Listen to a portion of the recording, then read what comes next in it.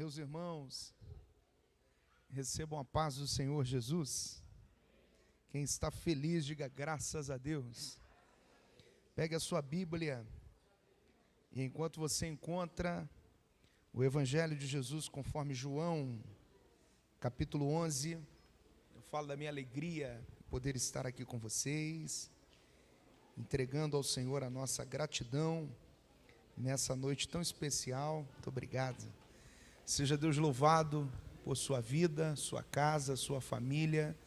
Que o Senhor continue lhe abençoando, lhe abrindo portas, livrando você e tudo que é seu do mal. Que essa seja uma semana poderosa e nós já estamos começando ela na presença do Senhor. Que seja uma semana de boas notícias, seja uma semana de abundância sobre todos nós. Quem diz amém? Amém. Nós vamos a João, Evangelho de Jesus conforme João, capítulo 11. Leremos a palavra a partir do versículo de número 1. A Deus seja a glória. Eu já peço desculpas, eu me atrasei um pouco o caminho para cá, mas o Senhor é bom, nos trouxe segurança, né, pastor Wagner? O pastor está preocupado, é 18, mas chegamos, graças a Deus. A BR estava uma bênção, mas o nome do Senhor foi glorificado, e essa igreja ganha tanta gente para Jesus, que não tem lugar para parar o carro aqui, né, irmãos? Aí tem que parar lá perto do Carrefour. É difícil, ainda bem que tinha um profeta ali que me ajudou. O pastor foi lá também, seja Deus louvado. Vamos a João capítulo 11, leremos a palavra a partir do 1º versículo. Quem encontrou o texto, por favor, diga amém. A palavra de Deus diz assim: estava enfermo certo Lázaro de Betânia, aldeia de Maria e de sua irmã Marta. Diga comigo bem forte: estava enfermo. Certo Lázaro. Versículo 2 diz: esta Maria, cujo irmão agora estava doente, era a mesma que ungiu o Senhor com bálsamo e lhe enxugou os pés com os cabelos. Versículo 3: mandaram as irmãs de Lázaro dizer a Jesus: Senhor, aquele a quem amas está enfermo. Diga comigo bem forte: aquele a quem amas. Versículo 4: quando Jesus ouviu isso, disse: esta enfermidade não acabará em morte, mas é para a glória de Deus, para que o Filho de Deus seja por ela glorificado. Jesus amava Marta e a sua irmã e a Lázaro. Porém, quando ouviu que Lázaro adoecera, ficou ainda 2 dias no lugar onde estava. Quantos dias? 2 dias. Depois disse aos seus discípulos: voltemos para a Judeia. Disseram os discípulos: Rabi, ainda agora os judeus procuravam apedrejar-te, e voltas para lá? Jesus respondeu: não há 12 horas o dia? Se alguém andar de dia, não tropeça, pois vê a luz deste mundo. E quando anda de noite, que tropeça, porque não tem luz. Disse isto e continuou: nosso amigo Lázaro dorme. Lázaro o quê? Mas vou despertá-lo. Vamos ao versículo de número 43 agora, versículo 43, parte final desse parágrafo, versículo 43. Tendo dito isso, Jesus clamou em alta voz: Lázaro, vem para fora. E o morto saiu, tendo as mãos e os pés enfaixados, e o rosto envolto num lenço. Disse Jesus: desatai-o e deixai-o ir. Portanto, muitos dos judeus que tinham ido visitar Maria e tinham visto o que Jesus fizera, creram nele. Você pode dizer glória a Deus? Tome seu assento, vamos à palavra do Senhor esta noite, para os nossos corações, e eu estou crendo que o Senhor tem uma direção clara para todos nós aqui, em o nome do Senhor Jesus. Meus amados, nós temos por hábito e por intenso propósito, sempre que comunicamos a palavra, observar que o texto bíblico ele possui duas naturezas. Este é o livro que você tem em mãos, a Bíblia Sagrada. O livro de Deus tem uma natureza divina, e a natureza divina da Bíblia se percebe pelo elemento da inspiração. Para nortear o que é inspiração, Paulo disse ao jovem pastor Timóteo, na segunda carta, endereçada a ele, capítulo 3, versículo 16. Paulo disse que toda a Escritura, divinamente inspirada, é proveitosa para, e ele vai descrever ao longo do 16 e do 17, os propósitos através dos quais a Escritura inspirada é útil, funciona. Esse termo Escritura aí é uma maneira da Bíblia falar de si mesma, do livro de Deus falar de si mesmo, o que significa dizer que a palavra de Deus é inspirada. E o que seria inspiração? Bom, primeiro que a inspiração aí não é humana. A inspiração, segundo o que Paulo diz, ela é divina. O que significa dizer que Paulo está dizendo que apesar do texto estar sendo comunicado de modo prático na linguagem humana, o que está no texto vem de uma fonte divina. O que seria a inspiração? Basicamente, Deus inspirar o escritor é exatamente isso. Eis a definição. É como se Deus estivesse com a caneta na mão, e quando o indivíduo escreve, ele está escrevendo exatamente o que Deus escreveria se estivesse com o papel e com a caneta. Inspiração não é uma interpretação. Inspiração é escrever o que Deus escreveria, falar o que Deus falaria. O livro de Deus possui essa natureza divina porque é inspirada por Ele. É por isso que a Bíblia chama a si mesma de espada de dois gumes, afiada, penetrante, cortante, que vai até a divisão da alma e do espírito. Esse aspecto divino da Bíblia torna o livro de Deus, a Bíblia Sagrada, como a mensagem de Deus aos nossos corações. Ela não contém a palavra de Deus, ela é a palavra de Deus. O que significa que em totalidade, em plenitude, nada no texto sagrado é descartado. Nada na Bíblia é uma coincidência apenas gráfica, gramatical ou idiomática. Tudo está entrelaçado, numa conexão perfeita para que o seu leitor se depare com a direção de Deus, a mensagem de Deus, a verdade de Deus. Entretanto, o aspecto divino e a natureza divina do livro de Deus não é o seu único âmbito. O livro de Deus não é apenas divino, ele se materializa, se revela na perspectiva humana. Quem está comigo até aqui, diga amém. Este lado humano da Bíblia é exatamente o que alguém já disse: Deus decidiu falar no idioma do homem. É como Deus é capaz de transcrever aquilo que é etéreo, eterno, sobrenatural, filtrar isso numa linguagem humana, para que você e eu compreendamos. O que torna esse livro divino é a inspiração.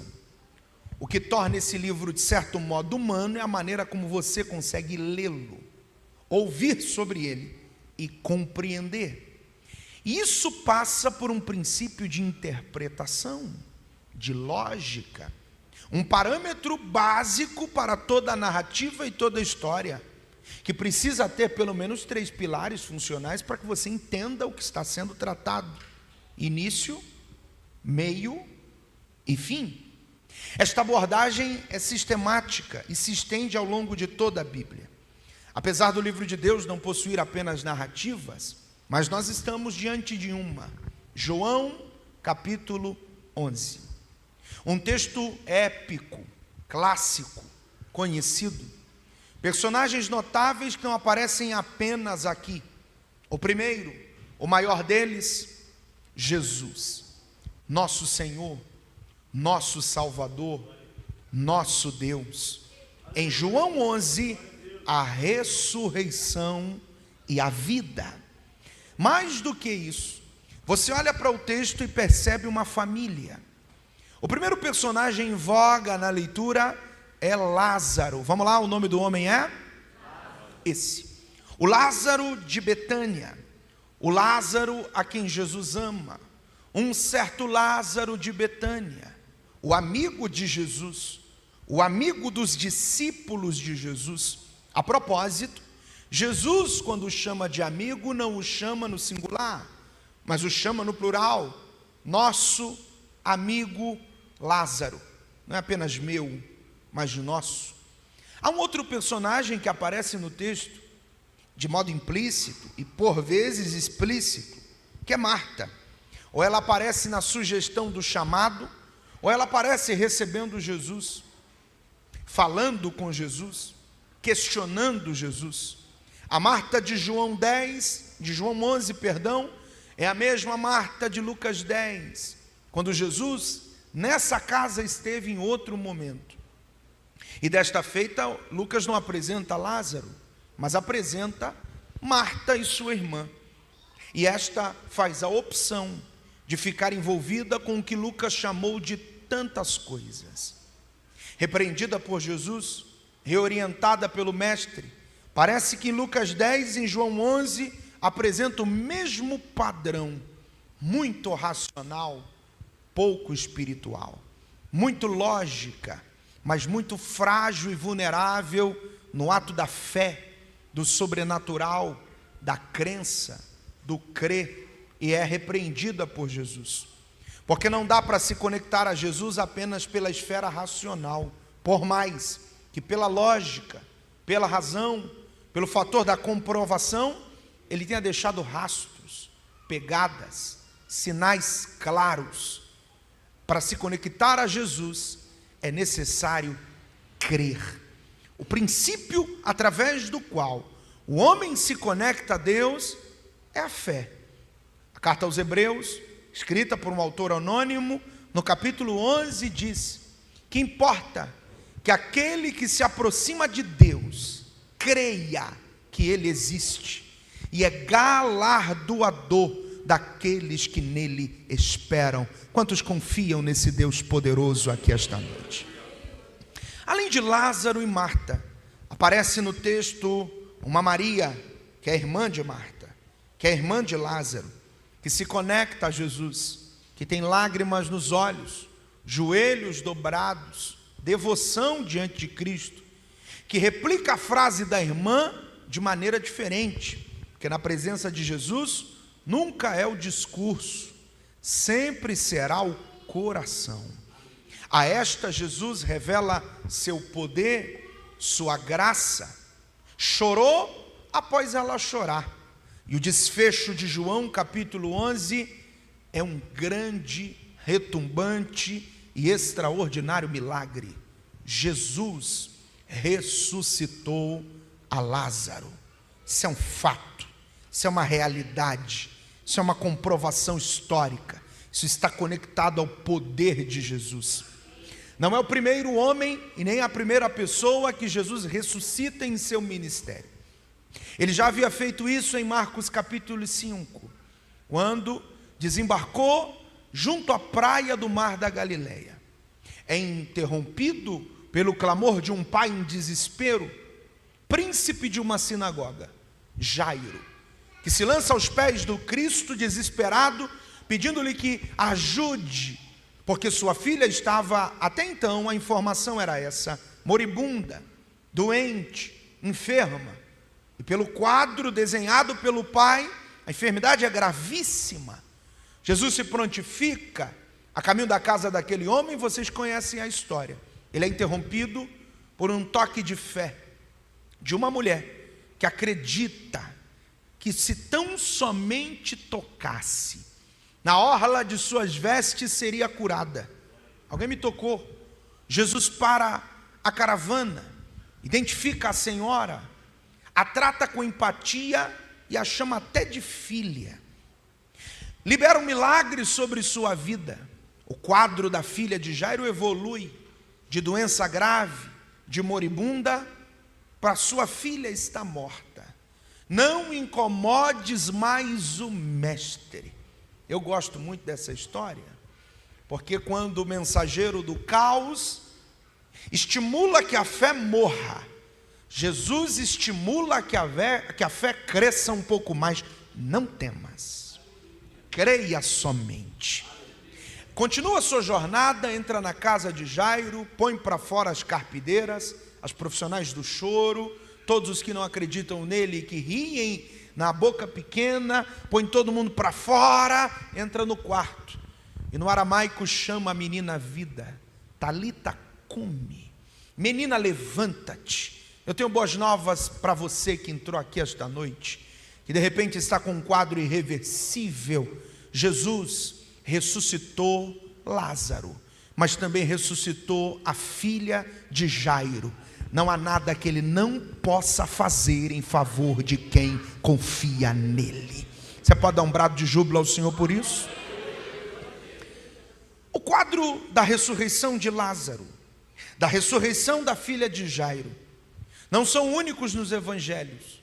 Jesus faz isso também com uma viúva pobre, na aldeia, nem a cidade de Naim. Diferente de Lázaro, que estava na sepultura, do filho ou da filha de Jairo, que estava morta, entretanto, em casa, em seu quarto. Este quadro de Lucas 7, versículo 11, não acontece nem em casa, nem na sepultura, mas ocorre no interlúdio, no caminho, no meio da história.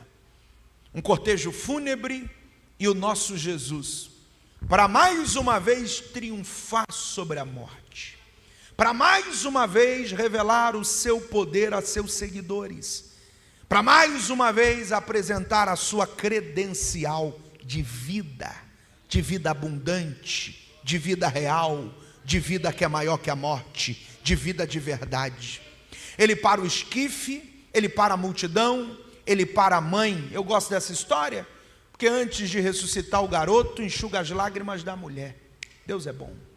Deus é bom porque Ele vai tratar o emocional de uma mãe, para depois devolver o filho vivo, porque Ele não é só o Cristo que ressuscita, Ele é o Cristo que trata os nossos dramas interiores, pessoais, particulares. Não chores, tocando no esquife, deu uma ordem ao moço: levanta-te, jovem.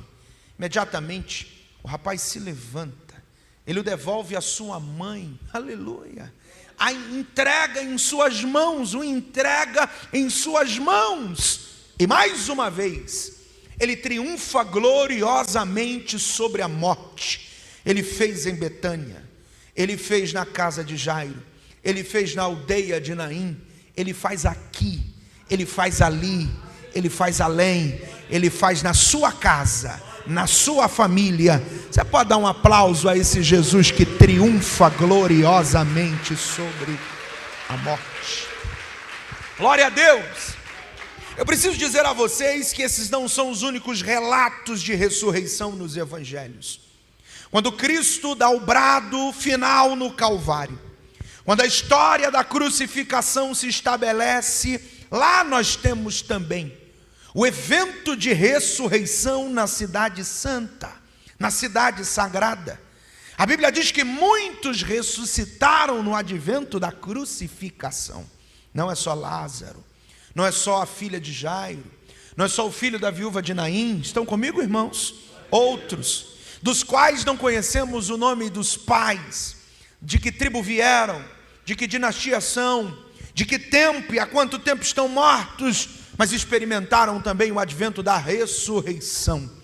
Mas eu preciso dizer duas coisas a quem está comigo: esta não é, nem de perto, a maior de todas as ressurreições dos evangelhos. E vocês sabem bem que Lázaro, o homem que pretendo pregar esta noite, ressuscitou, mas morreu de novo. A filha de Jairo ressuscitou, mas morreu de novo. O filho da viúva de Naim voltou à vida, mas morreu de novo.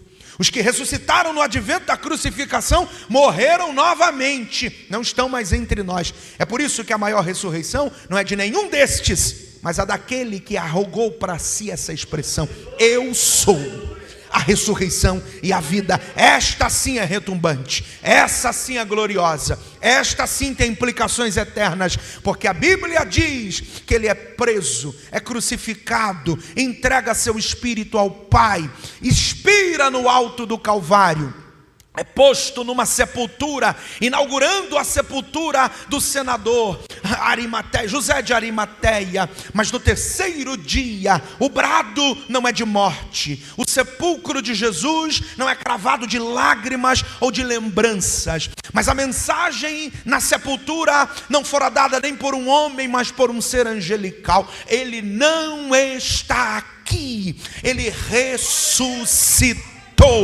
Aleluia, ele está vivo para sempre. Aleluia.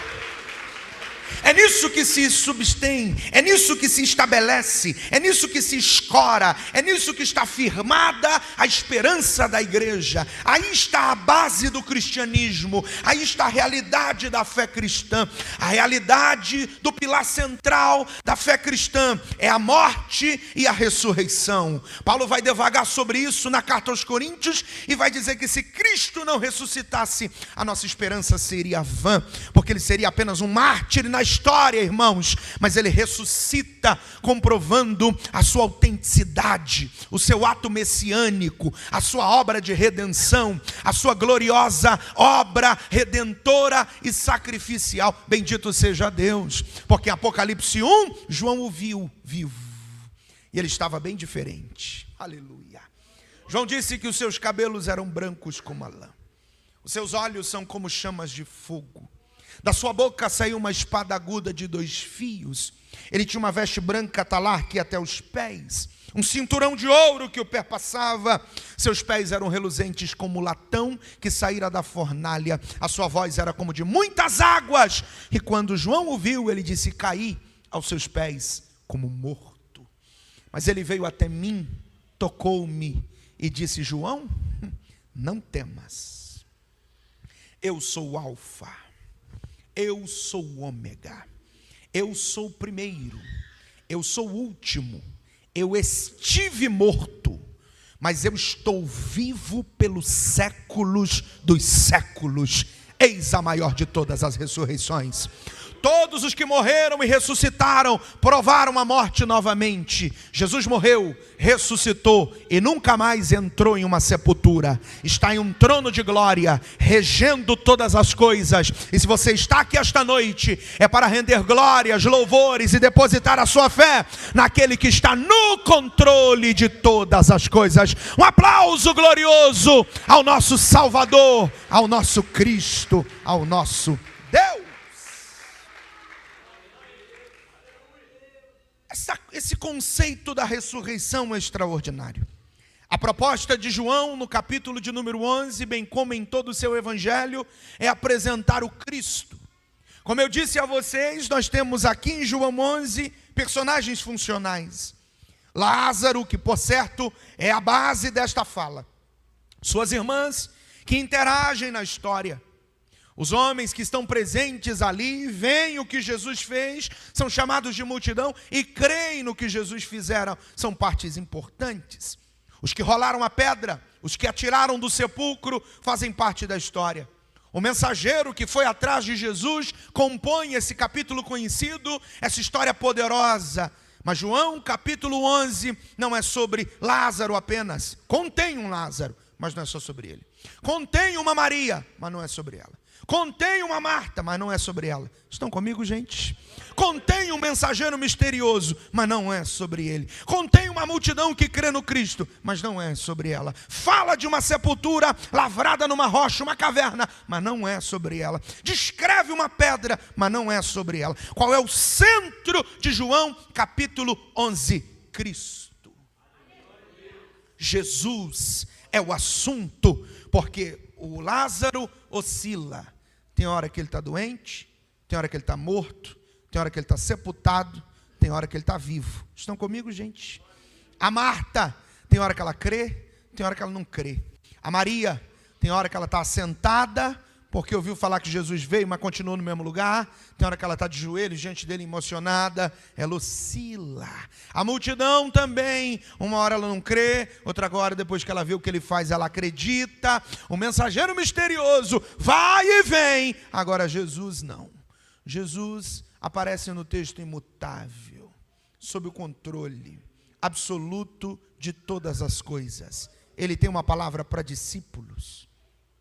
Meu amigo está dormindo, eu vou acordá-lo. Ele tem uma palavra para Marta, seu irmão há de ressuscitar. Ele tem uma palavra para Maria. Ele tem uma palavra para o próprio Lázaro. Ele tem uma obra para mostrar para a multidão. Qual é o centro de João 11? Cristo, Jesus. Lázaro muda. Maria e Marta também. A multidão oscila. Mas Jesus arroga para si esta expressão. Ele utiliza o pronome na primeira pessoa do singular. Quem está comigo, diga amém. Ele crava com ela a expressão e a conjugação do verbo ser, e Jesus diz: eu sou. Eu gosto disso. A ressurreição e a vida. De modo que todos os caminhos de João capítulo 11 convergem em Jesus. Fluem de Jesus. Apontam para Jesus. E se submetem a Jesus. Quantos podem dizer amém até aqui? Dito isso, esta noite, é inegável que na leitura, e especialmente na porção que nós fizemos, da primeira parte desse parágrafo, há uma insistência de João em descrever os personagens. Ele utiliza o versículo 1 para apresentar Lázaro. Ele apresenta no versículo de número 2, Maria.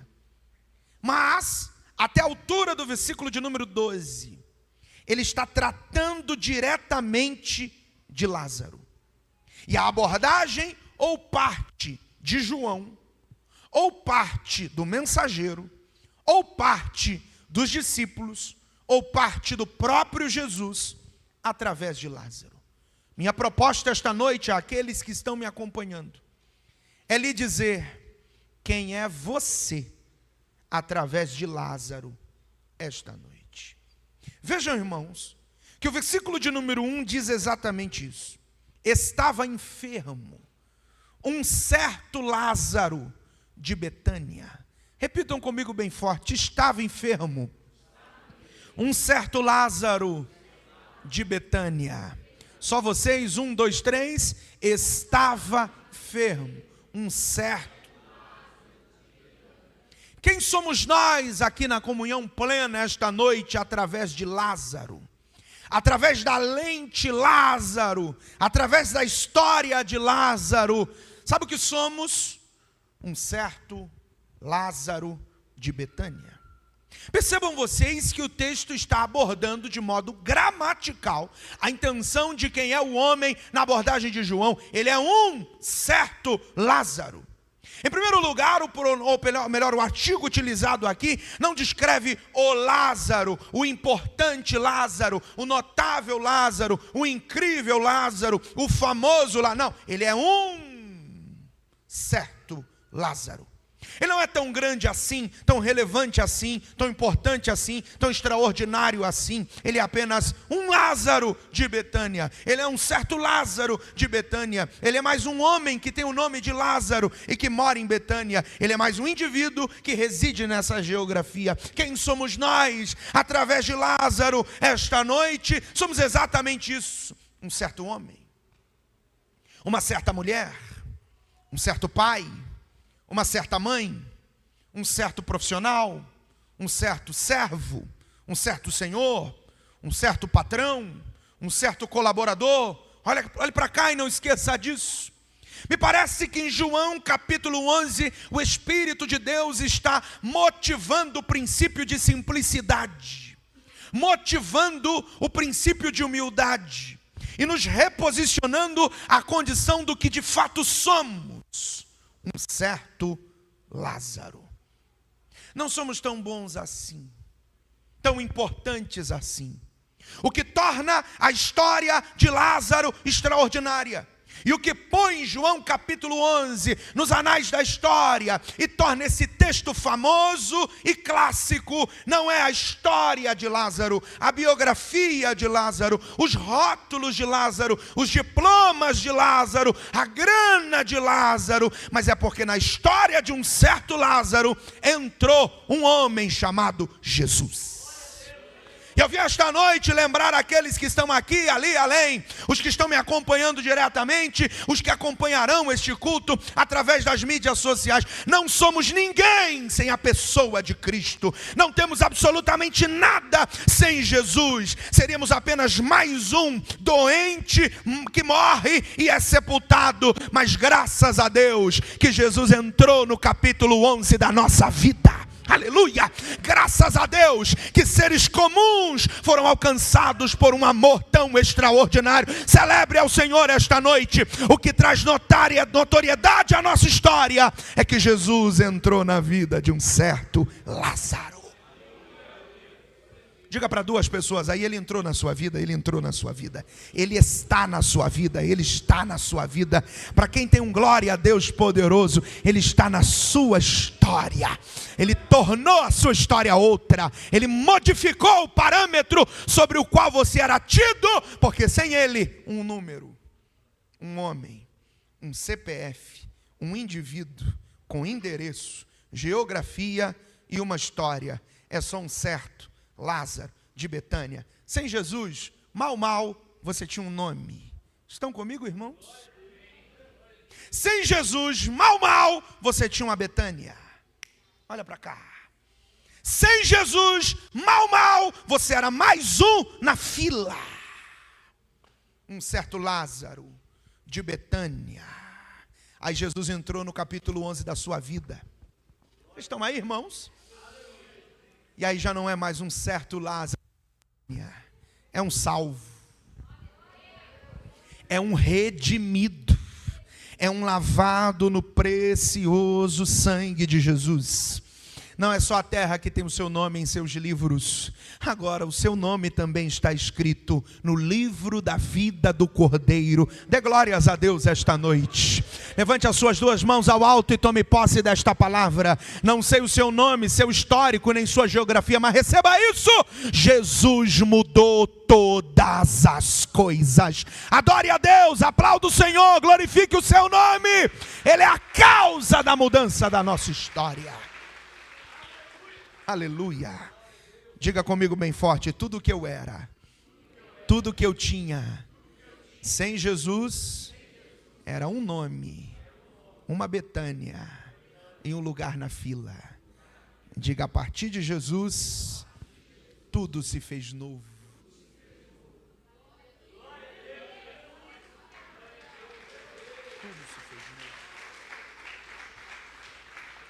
Então, se tirar Jesus da sua história, não sobra.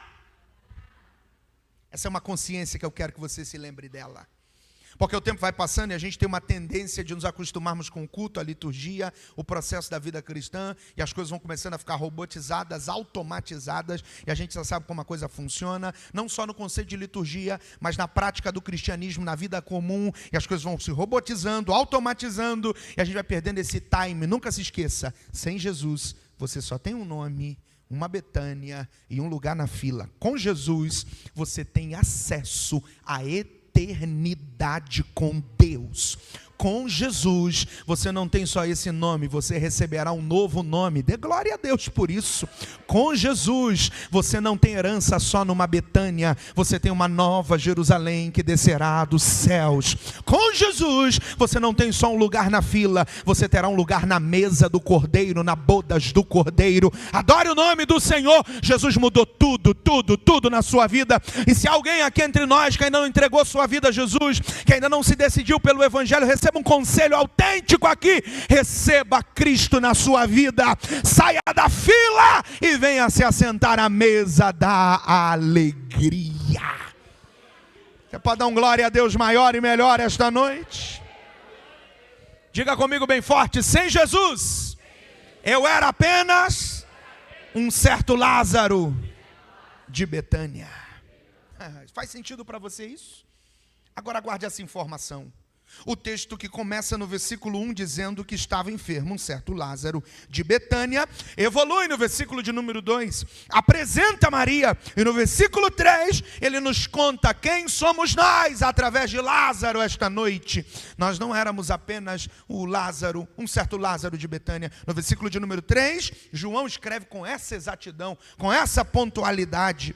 Mandaram as suas irmãs mandaram as irmãs de Lázaro dizer a Jesus: Senhor, aquele a quem amas está enfermo. A versão que está aí pontual para vocês: eis que está enfermo aquele que tu... Aleluia. Repita comigo com muita força, entusiasmo e vida. Diga: aquele que tu amas. Mais forte, 1, 2, 3. Só as meninas, primeiro as damas, né? As meninas, 1, 2, 3. Bora ganhar delas, os homens, aquele. A gente não ganha de ninguém, todo mundo junto. Aquele que tu amas. Quem éramos nós? Apenas um certo Lázaro de... Mas Jesus entrou. E deixamos de ser apenas um certo Lázaro de Betânia. E nos tornamos aquele que tu amas. Eu vou traduzir isso aqui para quem está ligado. O mensageiro enviado pelas irmãs Marta e Maria, que procura Jesus, que o encontra. Não sabemos seu nome, não sabemos a sua origem. Sabemos que ele tem uma mensagem. Sabemos que ele está enviado pelas irmãs. Sabemos que a sua ação é emergencial. Ele encontra Jesus Cristo, olha para Jesus e diz: aquele, eu gosto disso. E se você não percebeu, perceba agora, porque no versículo 1, Lázaro é apenas um certo Lázaro. Mas no versículo 3, quando o amor está em jogo, ele deixa de ser um e se torna aquele. É um pronome direto ligado ao indivíduo, aquele que tu amas. O amor te deu um novo norte. O amor te destacou entre muitos. O amor te separou da velha vida e do velho grupo. Aquele que tu amas. Eu tenho uma mensagem de Deus para alguém que está aqui esta noite. Eu tenho uma mensagem de Deus para aqueles cujos corações estão abertos, apoiados e ouvindo a palavra e recebendo o que está escrito. Eu vim te lembrar que Jesus te ama de verdade. É simples, é simplório, mas não é mentira, é verdade, é autêntico, é bíblico e é atual. Jesus te ama de verdade, e o amor dele não é circunstancial, não é volátil, não sofre alteração. Ele te ama com saúde ou doente, inteiro ou quebrado, na cama ou andando para lá e para cá. Receba desse amor, prove desse amor, confie nesse amor, descanse nesse amor. Ele te ama. Aleluia. Repita comigo bem forte: aquele que tu amas está enfermo. Vamos de novo? Você percebeu que o amor não protege da enfermidade? Consegue ver isso? Jesus ama ou não ama Lázaro, gente? Sim ou não? Mas a doença chegou ou não chegou em Lázaro, gente? Porque ensinaram por aí e andam ensinando até hoje que o amor é a proteção dos males. É amado, mas está doente. E se isso não basta, é amado e morreu. Porque esse amor não tem apenas implicações para esta vida. Que Jesus não veio para te dar um upgrade profissional, financeiro. O evangelho não é sobre seu dinheiro. Olhe para cá. O evangelho é sobre sua alma. Bendito seja o nome de Jesus. Jesus não veio te mudar de nível na perspectiva humana. Jesus veio te arrancar da rota do inferno. O assunto é bem mais sério do que uma falência financeira, do que um reposicionamento financeiro, uma nova geografia onde eu tenho que mudar, uma nova adaptação de vida. É muito mais sério, é uma condição de eternidade. E veja que ele é amado, mas está doente. Não meça o amor de Jesus por você pelo conforto da vida. Isso é mais profundo do que parece. Não use o que você tem ou não tem para aferir o quanto Deus te ama. Porque senão Deus será um comerciante, um mercador. E o amor de Deus não é um dinheiro, não é um posicionamento humano. O amor de Deus é um resgate. Oh, bendito seja o nome de Jesus. Deus não te ama porque te deu ou não te deu, porque abriu a porta ou fechou ela, porque te deu um sim ou te deu um não. Ele te ama porque deu o seu melhor, ofereceu na cruz para redimir você de seus pecados. Esta é a mensagem da igreja, este é o evangelho, esta é a obra da cruz. Aleluia! Deixa eu convidar você para uma dinâmica interessante, que eu estou num ambiente cheio de pessoas tão inteligentes, mas eu gostaria que você usasse esse momento para uma interação bem prática. Deus pôs aí uma princesa ou um príncipe do seu lado, aí gente boa, que tem cara de rico, jeito de rico, bolso de rico, cartão de rico. Pega na mão dessa pessoa querida e diga para ela assim: que privilégio, hein? Que Deus te deu de sentar ao meu lado assim. Não é para qualquer um. Segura a mão aí dessa pessoa e diga para ela assim, com a porta aberta ou fechada: Jesus te ama. Com saúde ou doente, Jesus te ama. Se der tudo certo ou se der tudo errado, Ele continua te amando. Aleluia! Pastor, é porque eu orei tanto por isso, não deu certo. Será que Deus deixou de me amar? Você está ferindo o amor de Deus pelos métodos errados. Não dá para ferir o amor de Deus por aquilo que eu quero, porque Paulo vai escrever a carta aos Romanos. Eu recomendo que você mergulhe nela. Carta boa, complexa, né, pastor? Mas uma delícia, tremendo. Pensa num mergulho na salvação. E Paulo vai escrever no capítulo 5, versículo 8, sobre o amor de Deus. E ele vai dizer: Deus prova o seu amor para conosco, plural aí, inclui todo mundo que está me ouvindo aqui, inclusive os que também não estão, em Cristo, quando Ele morreu por nós. Quer saber como é que eu meço o amor de Deus? Não olhe para a porta aberta ou fechada, olhe para a ferida do Cristo. Olhe para os cravos, tem alguém aí? Olhe para a coroa de espinhos, olhe para a dor, olhe para o sacrifício perfeito, olhe para a morte substitutiva, bendito seja Deus. Quer aferir o amor de Deus? Não meça pelo teu faturamento mensal, meça porque um homem inocente morreu a tua morte, para que você viva a vida eterna. Essa é a medida. Eu gosto desse texto, deixa ele na tela aí, porque Paulo encerra de modo clássico, épico e sobrenatural. Quem está comigo ainda, gente? Sendo nós ainda, forte, sendo nós ainda, repita comigo bem forte, sendo.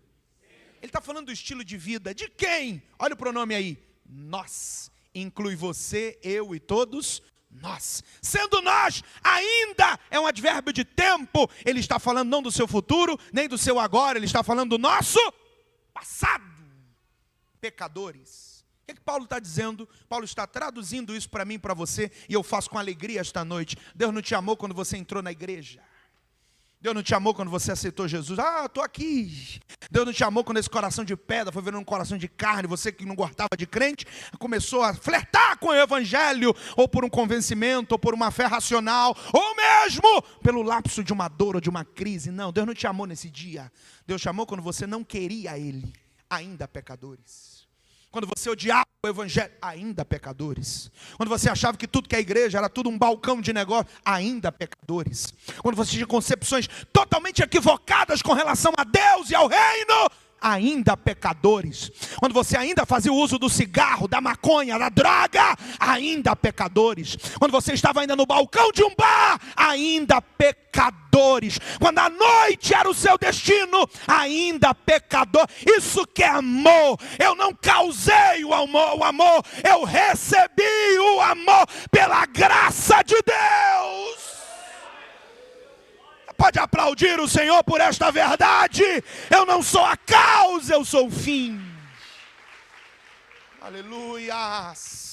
E esse amor é tão extraordinário que ele não depende de mim. Deus não te ama porque você o ama. Deus não te ama porque você é dizimista. Deus não te ama porque você é ofertante. Devemos ser tudo isso, mas essa não é a causa do amor. Deus não te ama porque a gente é evangélico. Deus não te ama porque agora a gente anda com uma Bíblia legal e atualizada, moderna. Não, Deus te ama porque Deus te ama. E a razão pela qual Ele te ama está apoiada no seu próprio caráter. Diga amém. Esse amor é tão poderoso que ele é ultra circunstancial, não muda, apesar das circunstâncias. Quem diz que ama mais ou ama menos, é o parceiro, que começa o relacionamento dizendo, amo demais, passa algum tempinho, algumas crises, diz, eu já amei, não amo mais. Isso é um amor fútil, vulnerável, é o eros, é passageiro, é pequeno, é ínfimo. O de Deus não. A mesma medida como Ele te amou na primeira vez, Ele continua te amando hoje. Diga glória a Deus. E o amor de Deus não é uma emoção que acelera o coração, é uma demonstração de misericórdia diária. Aleluia. Quer observar o que é o amor de Deus? Quando eu digo que Deus te ama, eu não estou dizendo que Deus está no trono, abestalhado, com o coração acelerado, porque te viu. Não, a comprovação do amor é a oferta da misericórdia ontem, hoje e amanhã. Eis a prova, sem ela nós seríamos consumidos. Eu tenho uma boa notícia para a comunhão plena esta noite. Você é aquele que Jesus ama. Te alegre com esta verdade. Quem somos nós através de Lázaro? Um certo Lázaro de Betânia. Sem Jesus, apenas um nome, uma geografia, um lugar na fila. Com Jesus, tudo mudou. Quem somos nós através de Lázaro esta noite? Ora, nós somos aquele que Jesus ama. Isso te alegra? Mas eu preciso dizer àqueles que creem, que o texto evolui. Jesus continua argumentando com os discípulos. O mensageiro deixa a mensagem, aquele que tu amas está enfermo. Implicitamente na frase o que ele está dizendo é, acelera, perna para quem tem, corre, ajuda, socorro, precisamos logo, não temos mais tempo. Estão comigo, gente? Como eu falo, uma igreja inteligente, eu ganho tempo. O texto diz que em vez de correr para socorrer aquele que ele ama, ele demorou onde estava, quantos dias? E como eu falo um povo inteligente, perceba isso. Além de demorar 2 dias onde estava, decidiu fazer uma outra rota. Judéia, oposto. Para Betânia, vamos para cá. Para Judéia, vai para lá. Jesus olhou para os discípulos, depois de demorar 2 dias onde estava, demonstrando que ele não tem pressa. Olhe para mim. Ele ainda decide encaixar uma nova agenda antes do compromisso de Betânia. Por quê? Porque aqui está o nascedouro desse terceiro tópico esta noite. Ser amado é uma bênção. Ser amado é gracioso. Ser amado por Jesus é fundamental. Todavia, ser amado não é tudo. O inferno estará cheio de pessoas que Deus amou. O lago de fogo estará repleto de pessoas que foram alvo do amor de Deus. Porque ser amado não é tudo. E qual discurso para se ter uma vida promíscua nos nossos dias? Você não pode me julgar, porque Deus me ama. Primeiro que a primeira afirmação é equivocada. Porque Jesus não proibiu o julgamento. Ele realinhou o julgamento. Julgais segundo a reta justiça. Existe tribunal de julgamento? Sim. Porque se você não aferir o outro, você não vai saber com quem se relaciona, onde você entra, de onde você sai, que ciclo você participa. Jesus aferiu um julgamento. Segundo, Deus me ama. Que Deus ama o homem é verdade. O coração da Bíblia é João 3,16. Quem está comigo ainda, diga amém. Vamos lá, porque Deus amou o mundo de tal, que deu o seu Filho, para que todo aquele que nele não mais tenha.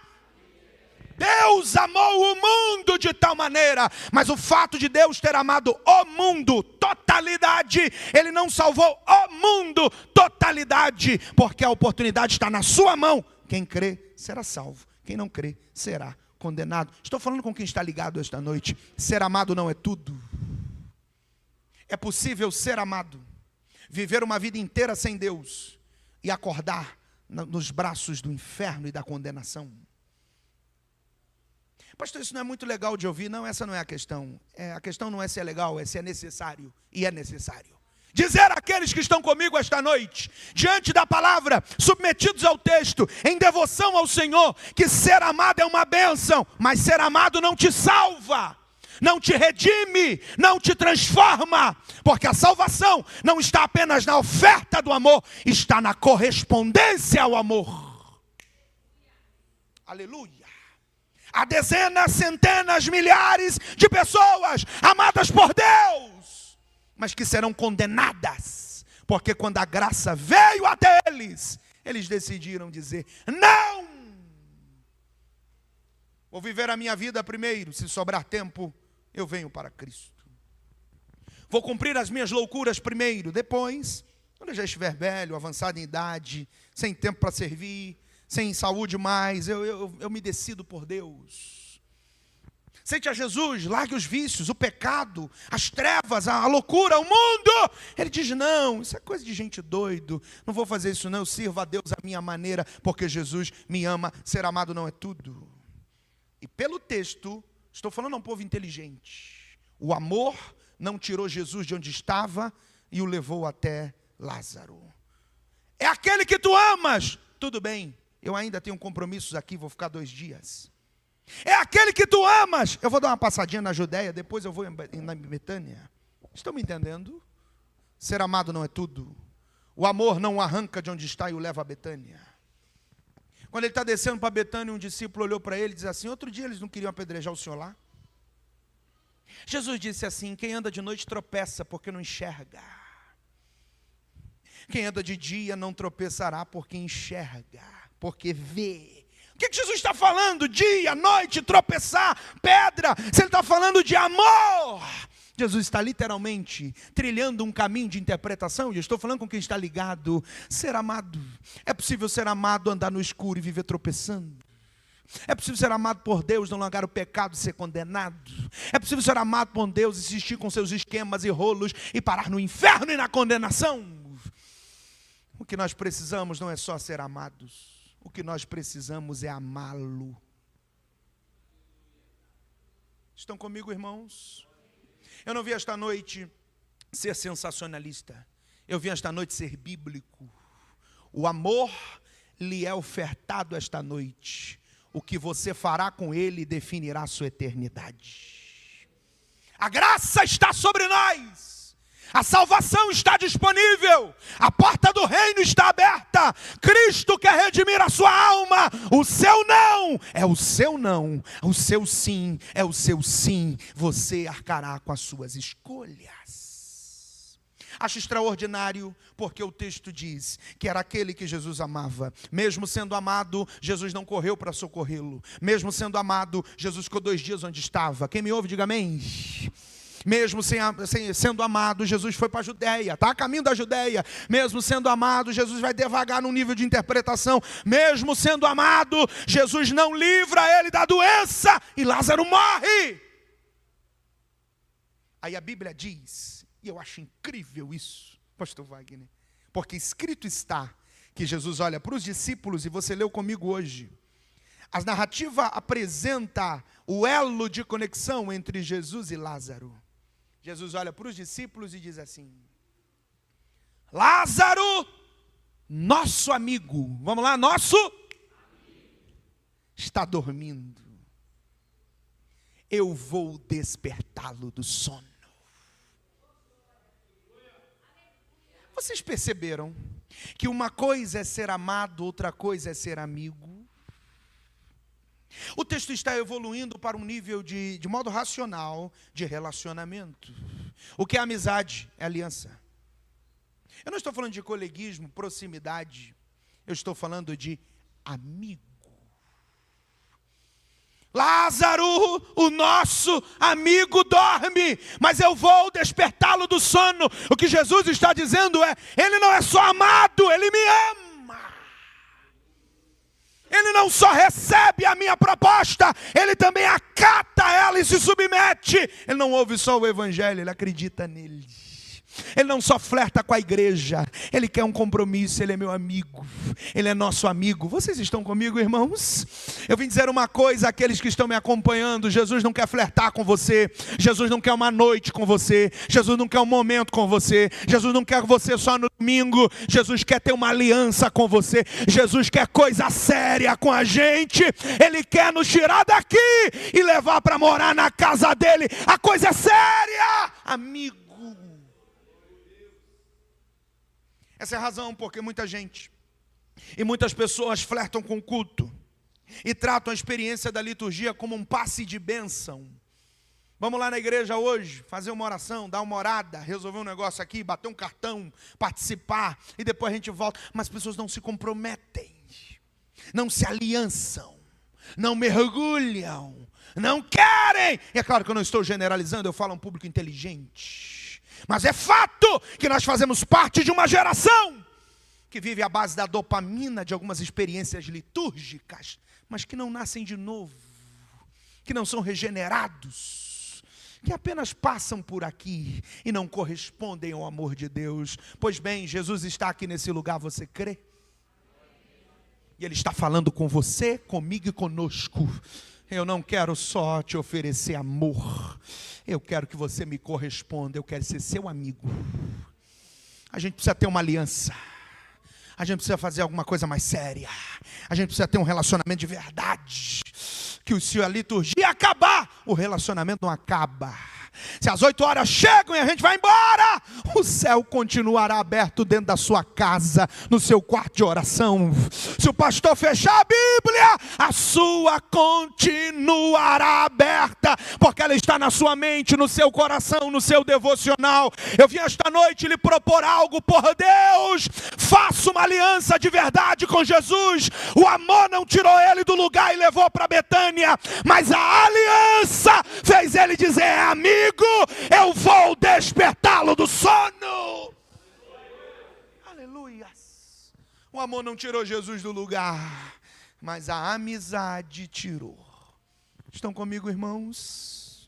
Eu preciso dizer àqueles que creem, confiam no Senhor e têm um relacionamento com Jesus de verdade: isso é muito intrínseco, é muito pessoal, é muito subjetivo, é muito particular. E eu não estou aqui para aferir isso, eu estou aqui somente para lhe entregar a mensagem. O que você fará com ela é uma questão muito particular e pessoal, mas receba isso em nome de Jesus, pelo texto. Jesus está a caminho dos seus amigos.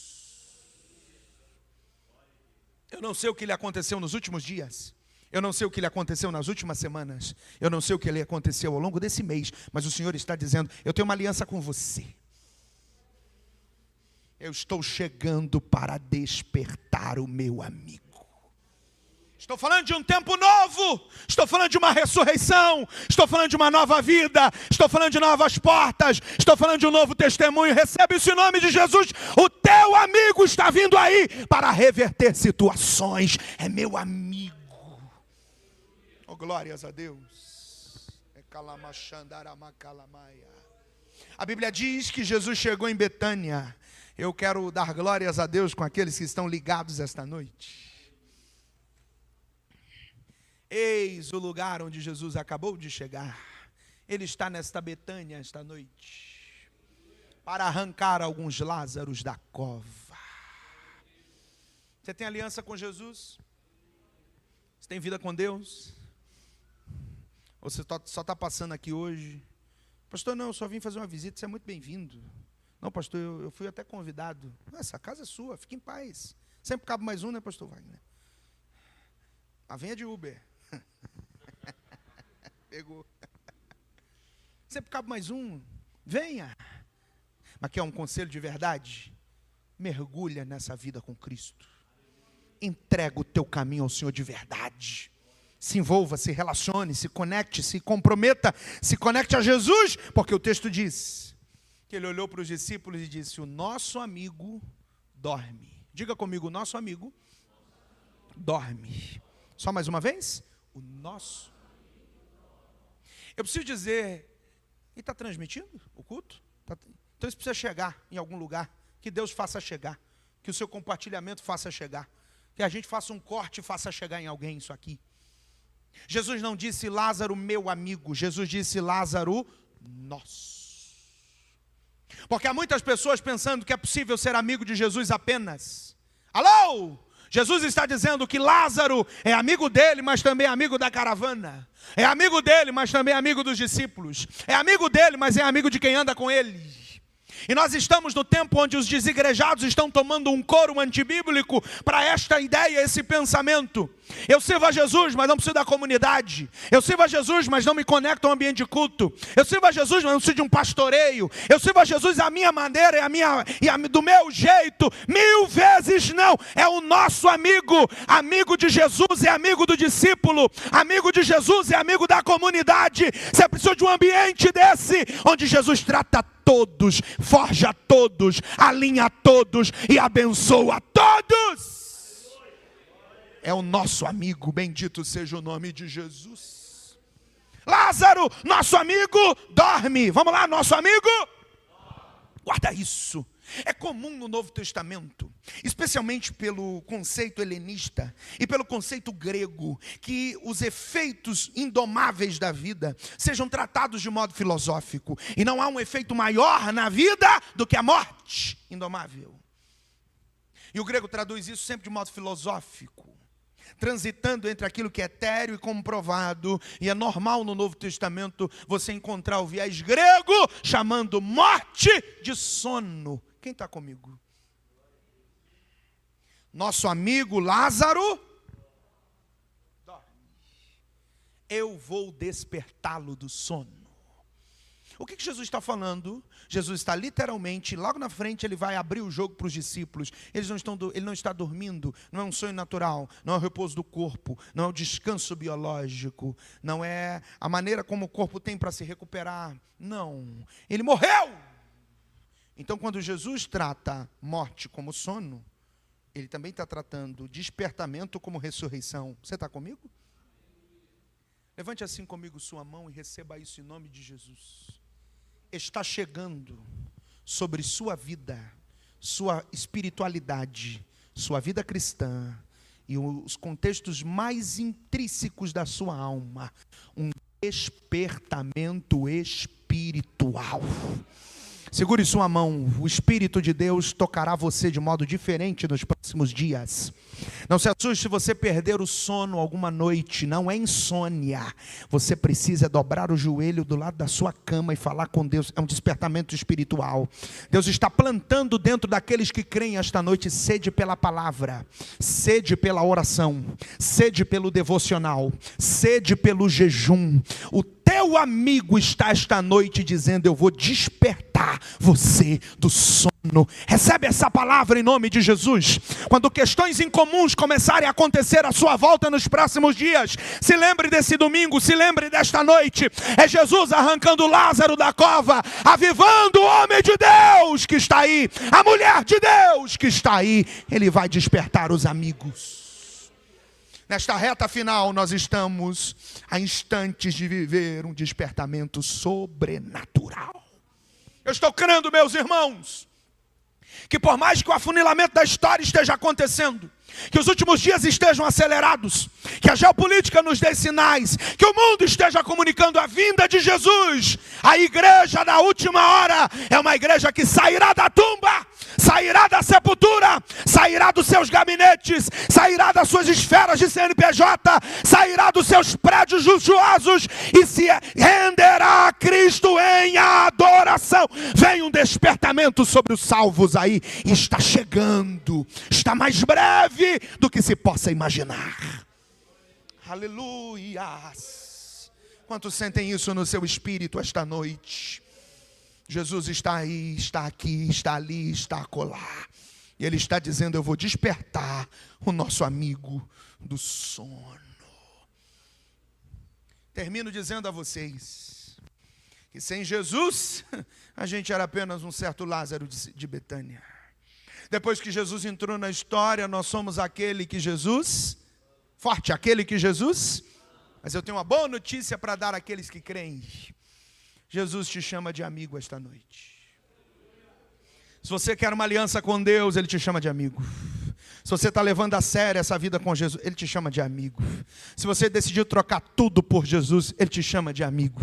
Se você abandonou a velha vida, o velho homem, o velho hábito, o velho comportamento, está vivendo em novidade de vida, Ele está dizendo, você é meu amigo, você é meu amigo, você é meu amigo. E eu preciso encerrar esta palavra dizendo àqueles que creem, amigos de Jesus não ficarão para sempre na sepultura. Você pode declarar isso comigo? Amigos de Jesus não ficarão para sempre na sepultura. Levante a mão, vamos lá. Amigos de Jesus não ficarão para sempre na sepultura. Vamos mais forte. Amigos de Jesus não ficarão para sempre na sepultura. Você é amigo? Não fica para sempre. Pastor, como assim? Eu faço a última aplicação e a gente ora. No texto, o Lázaro é o que de Jesus? É o que de Jesus? Primeiro ele não era ninguém. Depois aquele que ele ama. E agora amigo de Jesus e dos discípulos. Amigo de Jesus não fica para sempre na sepultura. Por que estou dizendo isso? Porque Jesus chegou em Betânia. Porque Jesus já conversou com Marta. Porque Jesus já sentiu o choro de Maria. Porque Jesus está na porta da tumba. Recebe isso. Porque Jesus está dando uma ordem, tirar a pedra. E Ele vai dar um brado extraordinário, estrondoso. No texto e na esfera humana é um grito, é um clamor, é um brado. Mas no mundo espiritual é a voz do Criador. Chamando a criatura à tona novamente. Lázaro! Vem para fora! Você acha isso extraordinário, sim ou não? Isso é tremendo, sim ou não? Quer ver como isso é mais profundo que você pensa? E mais intenso? É que a gente pensa que tem um homem só saindo da sepultura. Mas tem 7 degraus ali. Internos naquela tumba. E ele não está livre e solto. Ele está embalsamado. E o texto diz, enrolado de pé a cabeça. E tem um lenço no rosto. Como ele saiu da pedra, eu não sei. Como ele se pôs em pé, não sei. Como ele subiu 7 degraus, também não sei. Eu só sei que a Bíblia diz que ele saiu de lá vivo, vivo, vivo, vivo, vivo, vivo, vivo. Você pode adorar a Deus vivo, vivo, vivo e vivo. Oh, bendito seja o nome de Jesus. Pastor, o que é que isso tem a ver comigo? Tudo! Tudo. Porque se há uma certeza na vida é a morte. Estão comigo? O Salmo 90 trata de 2 questões relacionadas ao tempo. Número 1, o tempo sem medida. Número 2, o tempo breve. O que é o tempo breve? É a chamada brevidade da vida. Moisés escreveu o Salmo 90 e diz que o ser humano vive pouco tempo. Alguns chegam a 70, outros a 80, mas o que passa disso é canseira aí? Isso é brevidade da vida. No mesmo salmo ele fala sobre o tempo que não tem tempo, a eternidade. Tu és Deus de eternidade a eternidade. Deus não morre, Deus não acaba, Deus não termina. Deus é o que é eternamente. Agora eu e você, breves, passageiros, ligeiros. E o poeta diz que a nossa vida voa. Para quem está ligado, nunca mais esqueça disso. Eu não sei a sua idade. Eu não sei o seu histórico, se tem comorbidade, doença, tratamento específico. Eu não sei o quanto de remédio você toma durante a semana, durante o dia. Eu não sei, eu não te conheço profundamente. Mas você sabe de uma coisa, a vida é curta. Vamos lá? A vida é?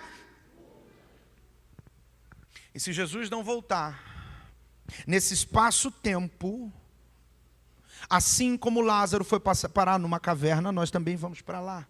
Pastor, isso não é legal de falar? É, mas é verdade. Mas se você for amigo de Jesus, você não fica na sepultura para sempre. Você está comigo?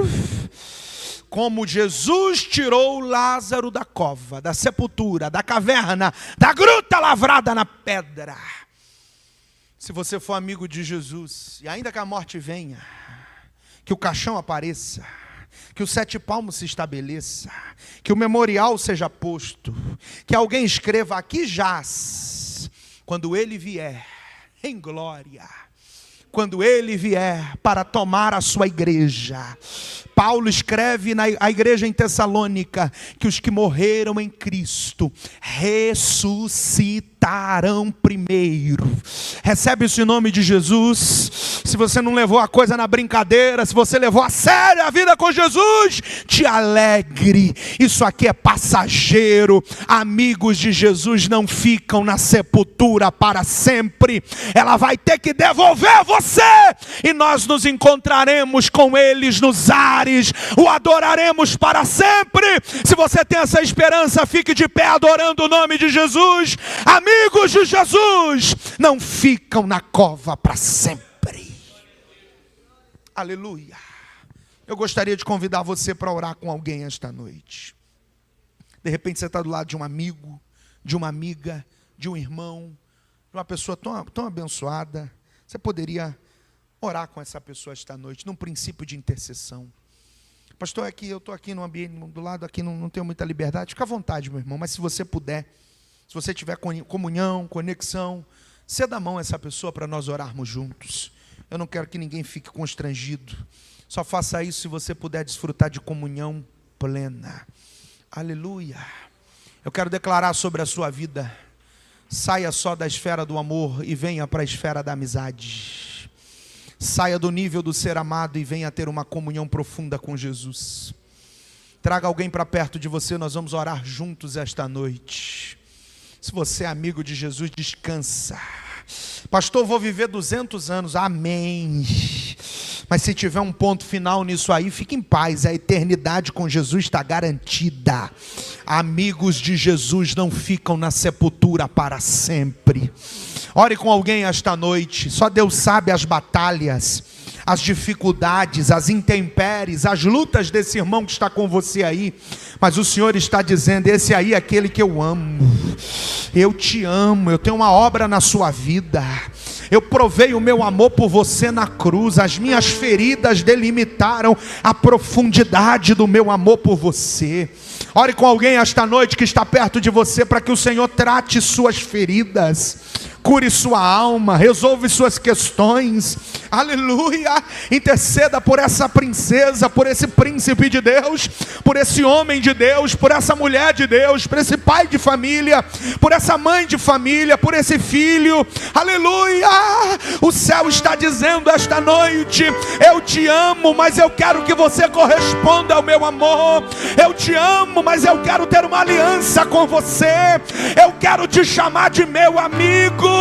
Amigos não ficam para sempre na sepultura. Ore, ore, ore, ore, ore, ore, ore, ore, ore. Ore, há uma atmosfera de oração e de adoração sendo gerada. Há uma atmosfera de renovo de Deus, de alegria no Espírito, de esperança de eternidade sendo aquecida esta noite. A vida é breve, mas a eternidade é longa. A vida é breve, Jesus tem aliança com amigos. Senhor, nós oramos uns pelos outros esta noite, Jesus.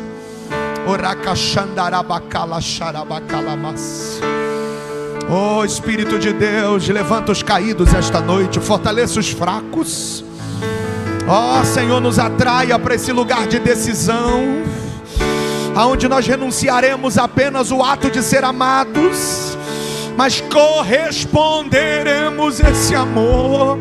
Ajuda esse meu irmão que está lutando, ó Deus. Ajuda essa minha irmã, ó Deus, que está pelejando, ó Pai, nesse processo de libertação, nesse processo, ó Pai, de transformação. Em nome de Jesus, em nome de Jesus, em nome de Jesus, em nome de Jesus. Venha aquecer os corações. Espírito Santo, vem sobre nós como o Senhor sempre vem.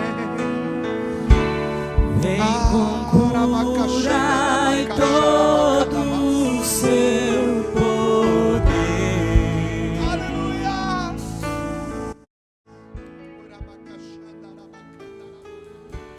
Vem manifestar o seu sinal. Ele quer te chamar de amigo hoje.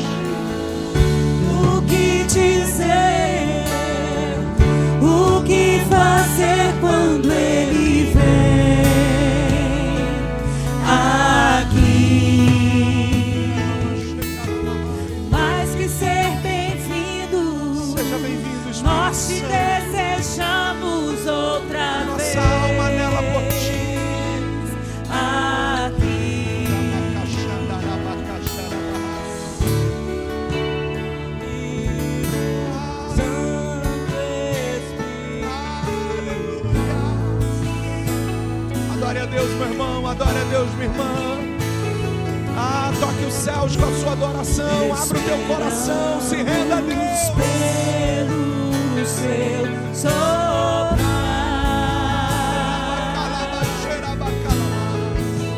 Oh, glória. com seu óleo venha nos ungir. Declare com seu fogo, oh glória. E com seu fogo vem nos batizar.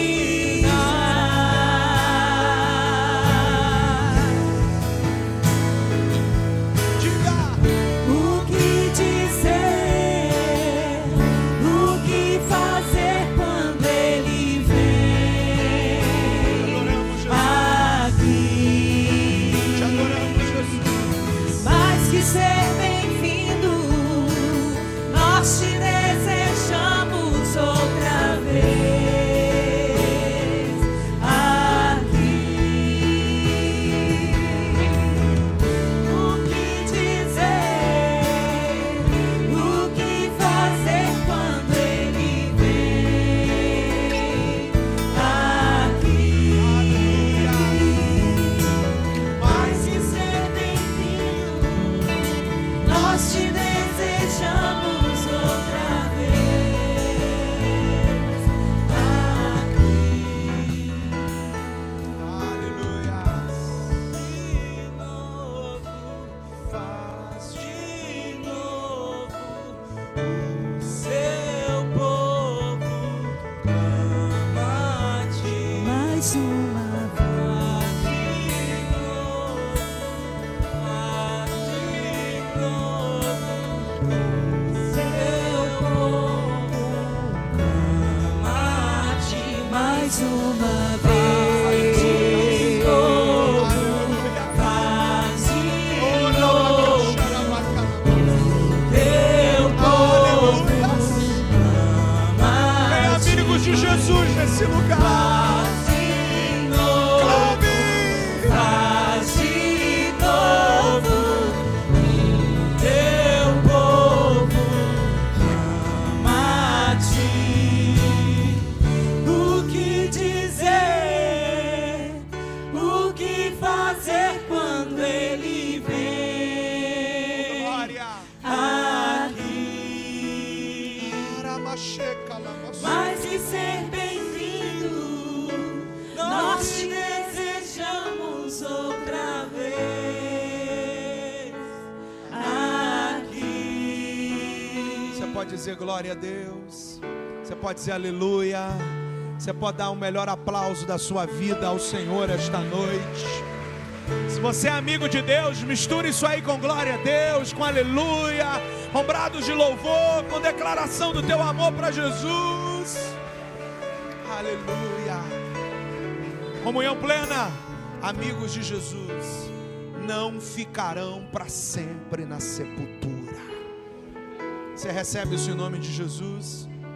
De pé como nós estamos, diante dessa palavra bíblica, cristocêntrica.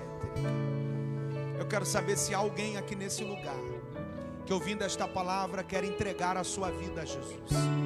Que ouvindo esta palavra quer sair da condição de apenas amado e evoluir para a condição de alguém que corresponde a esse amor. Como é que eu faço isso, pastor? Você precisa entregar a sua vida para Jesus hoje, um ato de fé. Já estive firme, alguma coisa aconteceu, eu realmente não vou entrar nos detalhes, porque não é isso que define a obra da cruz, é o que Ele fez que define todas as coisas. Você precisa voltar para Jesus hoje, reconciliar, refazer o caminho de volta. Como é que eu faço? Você vai levantar sua mão, nós queremos orar por você. Alguém aqui esta noite que quer entregar a sua vida para Jesus, levante sua mão. Quer retornar, quer reconciliar, levanta bem alto assim. Eu estou vendo a mão de um guerreiro ali. Deus te abençoa, Deus te abençoa muito. Posso orar pelo Senhor? Posso orar pelo Senhor? Chega aqui pertinho de mim. Chega aqui pertinho de mim. Algum dos irmãos puder ajudá-lo, aleluia, acompanhá-lo. Bendito seja o nome de Jesus. Glória a Deus, glória a Deus, glória a Deus, glória a Deus. Deus te abençoe, Deus te abençoe muito. Vamos orar por ele. Tem mais alguém que quer dar esse passo de fé esta noite? quer entregar a sua vida a Cristo, quer reconciliar hoje, quer voltar hoje. Tem mais alguém? Mais alguém? Mais alguém? Se tem alguém, levante sua mão, quero orar por você. Essa igreja vai orar por você. E as coisas velhas vão passar e tudo se fará novo. Estenda as mãos aqui para o nosso irmão Pastor Wagner. Eu respeito muito a autoridade pastoral. Vem cá. Aleluia. Glória a Deus. Glória a Deus. Graça e paz, igreja. Amém. Estenda as mãos, meu amado. Coloque a mão na altura do teu coração. Qual é o seu nome? Marcelo. Estenda as mãos à igreja. Repita assim, Marcelo: Senhor Jesus, eu entrego a minha vida ao Senhor. Obrigado, Jesus, pelas misericórdias, pela graça. Hoje eu quero ser o teu amigo. Escreva o meu nome no livro da vida, Senhor, e perdoa todos os meus pecados. Irmão Marcelo, nós te amamos, viu? Vamos aplaudir Jesus. Dá um abraço aqui. Amém.